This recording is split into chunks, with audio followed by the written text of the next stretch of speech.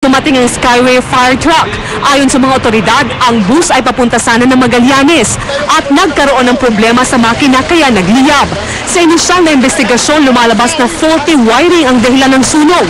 Wala mang naiulat na sugatan sa insidente, nagdulot naman ito ng bahagyang pagsisikip sa daloy ng trapiko. Sol Aragones, Patrol ng Pilipino. Mga kapamilya, makibahagi sa Bayan Mo, ipatrol mo. Mag-text sa i-report, space, pangalan, address, edad, gender, at ang iyong mensahe. At isend sa 2366. Pwede rin mag-email sa ireport@abs-cbn.com o mag-post sa Bayan Mo, ipatrol mo Facebook. Patay sa pamamaril ang isang radio commentator sa Puerto Princesa, Palawan kaninang umaga. Kumbinsido ang pamilya ng biktima na may kinalaman ang krimen sa pagbatikos ng biktima sa pagmimina sa lugar. Nagpapatrol Cheryl Mundo. Dead on the spot ang radio commentator ng RMN na si Dr. Jerry Ortega matapos barilin sa ulo habang bumibili ng damit sa isang tindahan sa Puerto Princesa, Palawan kaninang umaga. Sa mga litrato na ipinadala ng bayan patroller na si Paul Licuanan, puno ng dugo ni Ortega ang sahig ng tindahan kung saan siya bumagsak matapos barilin. Sabi ni Paul na isang local radio field reporter, bigla siyang tumakbo sa tindahan matapos makatanggap ng text sa kanyang asawa at sinabing binaril si Doc Jerry. Agad na aresto ang gunman na si Marvin Alcaraz. Taga-Tagig at umaming hold up lang ang pakay umano niya kay Ortega. Hanggang ngayon hindi pa rin makapaniwala ang pamilya ni Ortega sa sinapit niya. Kwento ng anak niyang si Mika, matagal nang nakakatanggap ng death threats ang kanyang ama.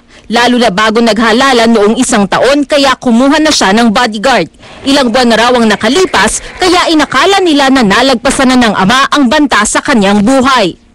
I knew that it's possible, but we never thought that anyone would be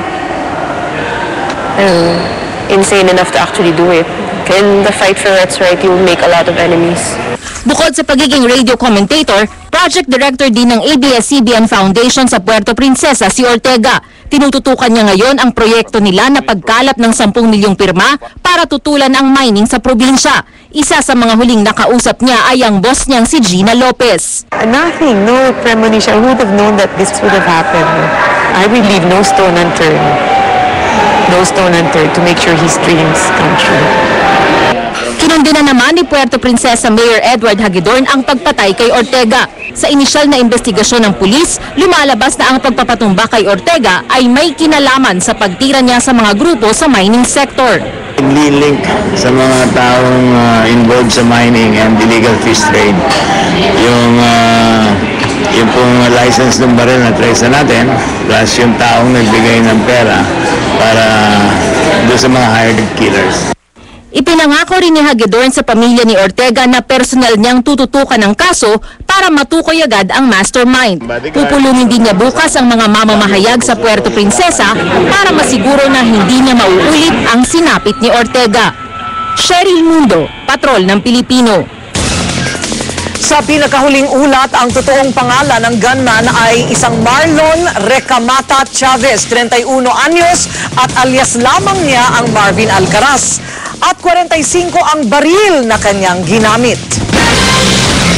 Ika-142 na si Dr. Jerry Ortega sa listahan ng mga napapatay na mamamahayag. Pero sino nga ba siya at gaano kalalim ang kanyang mga ipinaglalaban bilang alagad ng media? Alamin sa pagpapatrol ni Stanley Palisada. Kilalang komentarista ng RMN sa Palawan si Dr. Gerardo Jerry Ortega. Angkor din siya ng programang Ramatak kung saan madalas niyang batikusin ang pamahalaan lalo na kung pinapayagan ng pagmimina at quarrying sa Palawan.